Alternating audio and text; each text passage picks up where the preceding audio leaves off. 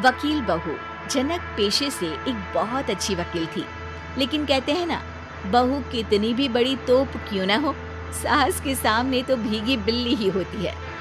अरे जनक, क्या बात है, आज रोटी नहीं मिली अभी तक। ये तेरा कोर्ट नहीं है जो आज फैसला ना हुआ तो कल की तारीख मिल जाए। रोटी तो रोज वक्त में चाहिए। हाँ माँ जी, रोटी तो कब की बन गई, मैंने आपको कहा तो खाना खाने के लिए, आपने शायद सुना नहीं होगा। ओहो, जज नहीं हूँ मैं तेरे कोर्ट की, सास हूँ सास। कोई दलील फालतू की मत देना यहाँ। बहुत जानती हूँ मैं इन वकीलों को, अपनी बात ऊपर रखने के लिए झूठ बोलने में जरा भी नहीं सोचते। तभी वहाँ जनक के ससुर आ जाते हैं। अरे भगवान, क्यों बेचारी के काम को कोसती रहती है हमेशा। मैं भी तो था वहाँ जब ये आई थी तुझे रोटी खाने को बुलाने के लिए। सास को तो अब गुस्सा आ जाता है कि कैसे किसी ने बहू की साइड ले ली।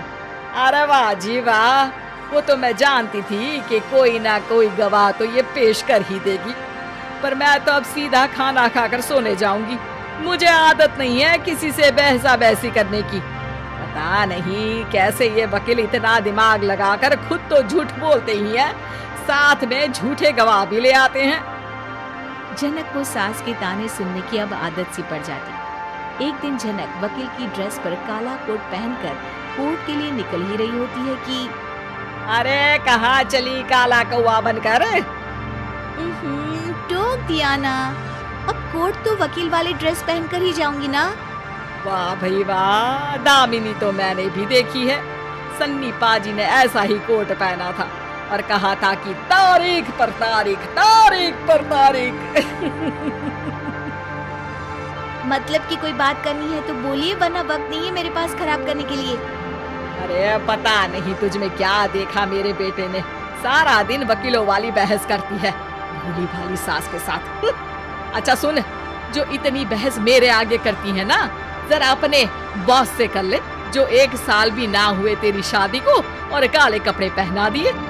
अंदर जा और लाल कोट पहन कर आ, पता तो चले कि नई नवेली शादी हुई है। अरे माँ जी, कोर्ट में मेरा बॉस क्या करेगा, ये तो पूरे देश की ड्रेस है वकीलों के लिए। लेकिन सास तो ठहरी सास। अच्छा, तो कोई जरूरत नहीं है 2-4 साल कोर्ट जाने की। शादी थोड़ी पुरानी हो जाए तब इजाजत दे दूंगी मैं तुझे काले कपड़े पहनने की। अब क्या था, मन मारकर जनक को लाल रंग का कोट पहनकर कोर्ट जाना पड़ता है। उसकी जाने के बाद आहा, बढ़िया आई पूरे देश की ड्रेस की बात करने वाली। अरे पहना दिया ना लाल कोट। अब सास आए दिन या तो जनक को उसके काम का ताना देती या फिर उसका काम छुड़वा देने की धमकी। तंग आकर एक दिन जनक पति से कहती है, मैं सोच रही हूँ कि कोर्ट जाना बंद ही कर दूं। अरे क्यों यार, इतना अच्छा करियर है, क्यों छोड़ने की सोच रही हो?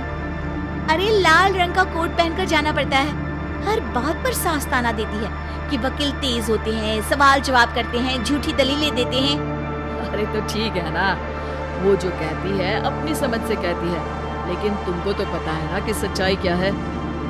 जनक को पति की बात से हौसला मिलता है कि तभी घर पर कुछ लोग आ जाते हैं। अरे आइए पंची साहब, कैसे आना हुआ?